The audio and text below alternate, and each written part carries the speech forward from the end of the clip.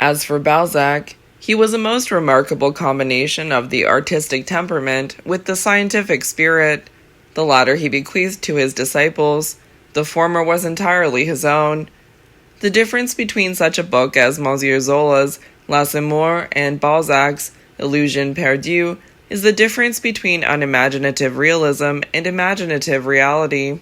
All Balzac's characters, said Baudelaire, are gifted with the same ardor of life that animated himself. All his fictions are as deeply colored as dreams. Each mind is a weapon loaded to the muzzle with will. The very scullions have genius. A steady course of Balzac reduces our living friends to shadows, and our acquaintances to the shadows of shades. His characters have a kind of fervent, fiery colored existence. They dominate us and defy skepticism. One of the greatest tragedies of my life is the death of Lucien de Rembrandt. It is a grief from which I have never been able completely to rid myself. It haunts me in my moments of pleasure. I remember it when I laugh. But Balzac is no more a realist than Holbein was. He created life, he did not copy it. I admit, however, that he set far too high value on modernity of form, and that, consequently, there is no book of his that, as an artistic masterpiece, can rank with Salammbô or Esmond, or The Cloister and the Hearth, or the Vicomte de Bragelonne. Cyril, do you object to modernity of form, then? Vivian, yes, it is a huge price to pay for a very poor result. Pure modernity of form is always somewhat vulgarizing. It cannot help being so. The public imagine that, because they are interested in their immediate surroundings, art should be interested in them also, and should take them as her subject matter. But the mere fact that they are interested in these things makes them unsuitable subjects for art. The only beautiful things, as somebody once said, are the things that do not concern us. As long as a thing is useful or necessary to us, or affects us in any way, either for pain or for pleasure, or appeals strongly to our sympathies, or is a vital part of the environment in which we live, it is outside the proper sphere of art. To art's subject matter we should be more or less indifferent. We should, at any rate, have no preferences, no prejudices, no partisan feeling of any kind. It is exactly because Hecuba is nothing to us that her sorrows are such an admirable motive for a tragedy. I do not know anything in the whole history of literature sadder than the artistic career of Charles Reade. He wrote one beautiful book, The Cloister and the Hearth, a book as much above Romola as Romola is above Daniel Deronda, and wasted the rest of his life in a foolish attempt to be modern, to draw public attention to the state of our convict prisons and the management of our private lunatic asylums. Charles Dickens was depressing enough in all conscience when he tried to arouse our sympathy for the victims of the poor law administration. But Charles Reade, an artist, a scholar, a man with a true sense of beauty, raging and roaring over the abuses of contemporary life like a common pamphleteer or a sensational journalist, is really a sight for the angels to weep over. Believe me, my dear Cyril, modernity of form and modernity of subject matter are entirely and absolutely wrong. We have mistaken the common livery of the age for the vesture of the muses, and spend our days in the sordid streets and hideous suburbs of our vile cities, when we should be out on the hillside with Apollo. Certainly we are a degraded race, and have sold our birthright for a mess of facts. Cyril, there is something in what you say, and there is no doubt that whatever amusement we may find in reading a purely modern novel, we have rarely any artistic pleasure in rereading it. And this is perhaps the best rough test of what is literature and what is not. If one cannot enjoy reading a book over and over again, there is no use reading it at all. But what do you say about the return to life and nature? This is the panacea that is always being recommended to us. Vivian, I will read you what I say on that subject. The passage comes later on in the article, but I may as well give it to you now. The popular cry of our time is, let us return to life and nature. They will recreate art for us, and send the red blood coursing through her veins. They will shoe her feet with swiftness, and make her hands strong. But alas, we are mistaken in our amiable and well-meaning efforts. Nature is always behind the age, and as for life, she is the solvent that breaks up art, the enemy that lays waste her house. Cyril, what do you mean by saying that nature is always behind the age? Vivian, well, perhaps that is rather cryptic. What I mean is this. If we take nature to mean natural, simple instinct, as opposed to self-conscious culture, the work produced under this influence is always old-fashioned, antiquated, and out of date. One touch of nature may make the whole world kin, but two touches of nature will destroy any work of art. If, on the other hand, we regard nature as the collection of phenomena external to man, people only discover in her what they bring to her. She has no suggestions of her own. Wordsworth went to the lakes, but he was never a lake poet. He found in stones the sermons he had already hidden there. He went moralizing about the district, but his good work was produced when he returned, not to nature but to poetry. Poetry gave him Laodamia, and the fine sonnets, and the great ode, such as it is. Nature gave him Martha Ray and Peter Bell, and the address to Mr. Wilkinson Spade.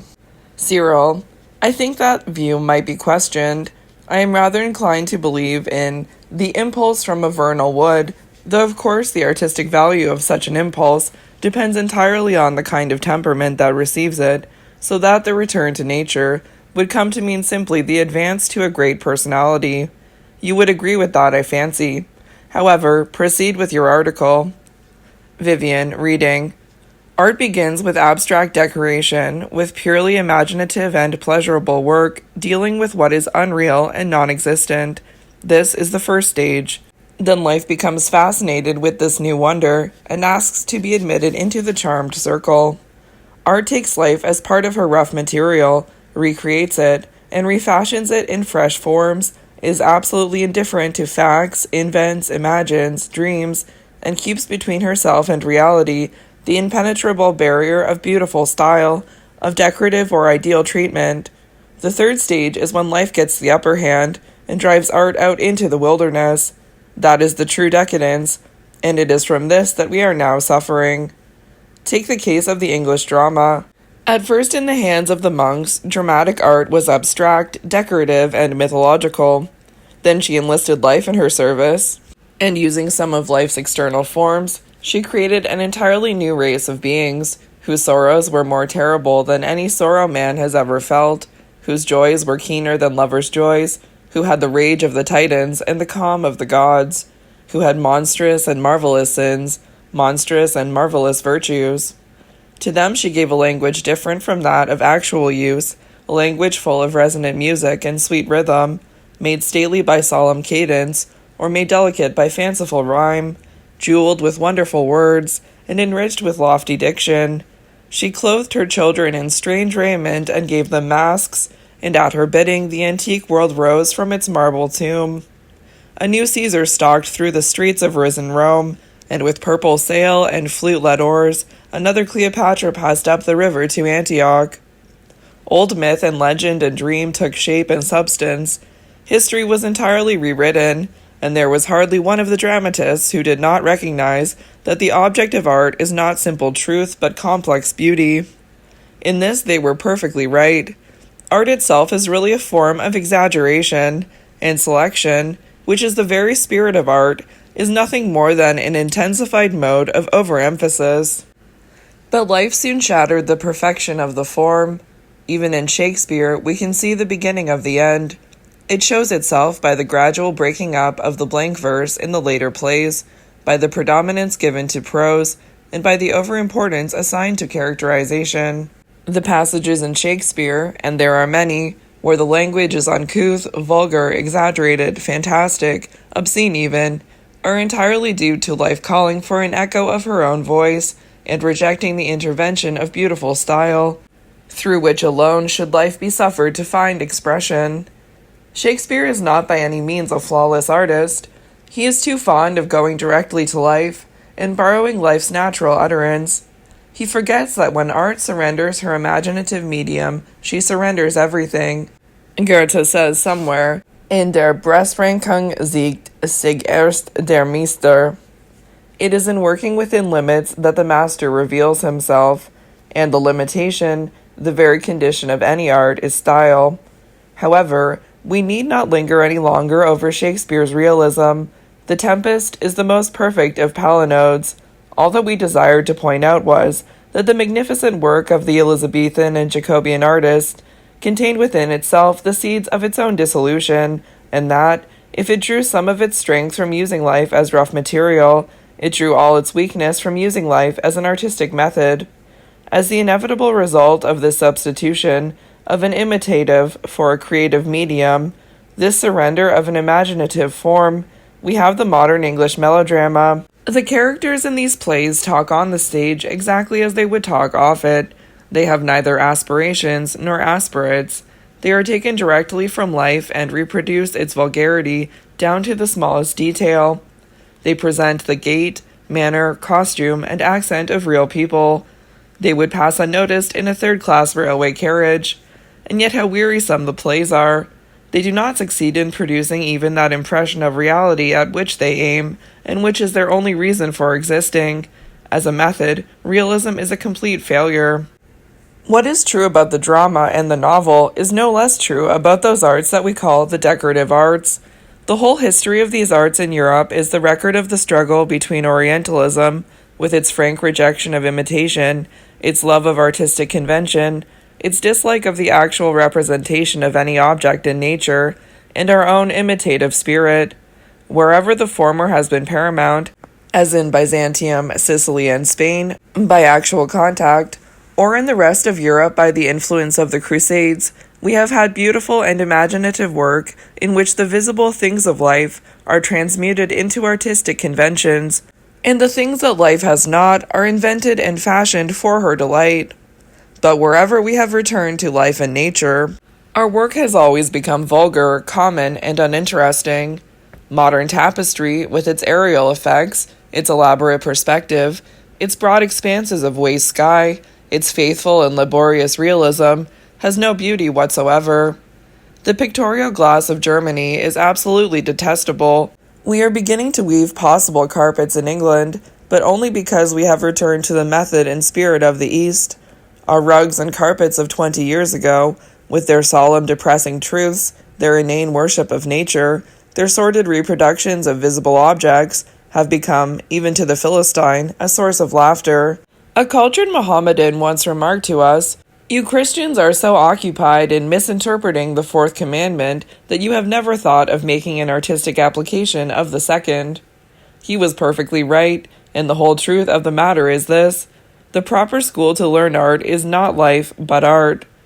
And now let me read you a passage which seems to me to settle the question very completely. It was not always thus. We need not say anything about the poets, for they, with the unfortunate exception of Mr. Wordsworth, have been really faithful to their high mission, and are universally recognized as being absolutely unreliable. But in the works of Herodotus, who, in spite of the shallow and ungenerous attempts of modern skylists to verify his history, may justly be called the father of lies. In the published speeches of Cicero and the biographies of Suetonius, in Tacitus at his best, in Pliny's Natural History, in Hanno's Periplus, in all the early chronicles, in the Lives of the Saints, in Froissart and Sir Thomas Malory, in the Travels of Marco Polo, in Oleus Magnus, and Aldrovandus, and Conrad Lycosthenes, with his magnificent Prodigorium et Ostentorum Chronicon, in the autobiography of Benvenuto Cellini, in the memoirs of Casanova, in Defoe's History of the Plague, in Boswell's Life of Johnson, in Napoleon's Despatches, and in the works of our own Carlyle, whose French Revolution is one of the most fascinating historical novels ever written. Facts are either kept in their proper subordinate position, or else entirely excluded on the general ground of dullness. Now everything is changed. Facts are not merely finding a footing place in history, but they are usurping the domain of fancy, and have invaded the kingdom of romance. Their chilling touch is over everything. They are vulgarizing mankind. The crude commercialism of America, its materializing spirit, its indifference to the poetical side of things, and its lack of imagination and of high unattainable ideals, is entirely due to that country having adopted for its natural hero a man who, according to his own confession, was incapable of telling a lie, and it is not too much to say that the story of George Washington and the cherry tree has done more harm, and in a shorter space of time, than any other moral tale in the whole of literature. Cyril, my dear boy. Vivian, I assure you it is the case, and the amusing part of the whole thing is that the story of the cherry tree is an absolute myth. However, you must not think that I am too despondent about the artistic future either of America or of our own country. Listen to this. That some change will take place before the century has drawn to its close will have no doubt whatsoever. Bored by the tedious and improving conversation of those who have neither the wit to exaggerate nor the genius to romance, tired of the intelligent person whose reminiscences are always based upon memory, whose statements are invariably limited by probability, and who is at any time liable to be corroborated by the merest Philistine who happens to be present, society sooner or later must return to its lost leader, the cultured and fascinating liar, who he was who first, without ever having gone out to the rude chase, told the wondering caveman at sunset how he had dragged the megatherium from the purple darkness of its jasper cave, or slain the mammoth in single combat, and brought back its gilded tusks, we cannot tell, and not one of our modern anthropologists, for all their much-boasted science, has had the ordinary courage to tell us. Whatever was his name or race, he certainly was the true founder of social intercourse, for the aim of the liar is simply to charm, to delight, to give pleasure. He is the very basis of civilized society, and without him a dinner party, even at the mansions of the great, is as dull as a lecture at the Royal Society, or a debate at the Incorporated Authors, or one of Mr. Burnand's farcical comedies. Nor will he be welcomed by society alone. Art, breaking from the prison house of realism, will run to greet him, and will kiss his false, beautiful lips, knowing that he alone is in possession of the great secret of all her manifestations, the secret that truth is entirely and absolutely a matter of style, while life, poor, probable, uninteresting human life, tired of repeating herself for the benefit of Mr. Herbert Spencer, scientific historians, and the compilers of statistics in general, will follow meekly after him and try to reproduce, in her own simple and untutored way, some of the marvels of which he talks.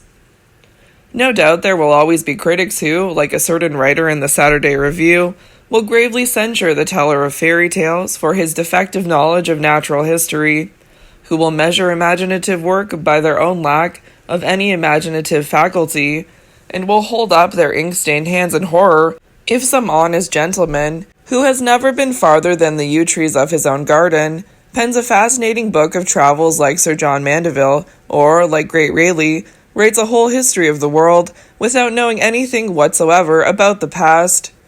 To excuse themselves, they will try and shelter under the shield of him who made Prospero the magician, and gave him Caliban and Ariel as his servants, who heard the tritons blowing their horns round the coral reefs of the enchanted isle, and the fairies singing to each other in a wood near Athens, who led the phantom kings in dim procession across the misty Scottish heath, and hid Hecate in a cave with the weird sisters. They will call upon Shakespeare, they always do, and will quote that hackneyed passage, forgetting that this unfortunate aphorism about art holding the mirror up to nature is deliberately said by Hamlet in order to convince the bystanders of his absolute insanity in all art matters. Cyril, another cigarette, please. Vivian, my dear fellow, whatever you may say, it is merely a dramatic utterance, and no more represents Shakespeare's real views upon art than the speeches of Iago represent his real views upon morals. But let me get to the end of the passage. Art finds her own perfection within, and not outside of, herself. She is not to be judged by any external standard of resemblance. She is a veil rather than a mirror. She has flowers that no forests know of, birds that no woodland possesses. She makes and unmakes many worlds, and can draw the moon from heaven with a scarlet thread. Hers are the forms more real than living man, and hers the great archetypes of which things that have existence are but unfinished copies. Nature has, in her eyes, no laws, no uniformity. She can work miracles at her will, and when she calls monsters from the deep they come. She can bid the almond tree blossom in winter, and send the snow upon the ripe cornfield. At her word, the frost lays its silver finger on the burning mouth of June, and the winged lions creep out from the hollows of the Lydian hills. The dryads peer from the thicket as she passes by, and the brown fawn smiles strangely at her when she comes near them. She has hawk-faced gods that worship her, and the centaurs gallop at her side. Cyril: I like that. I can see it. Is that the end?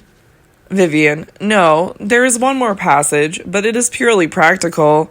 It simply suggests that some methods by which we could revive this lost art of lying.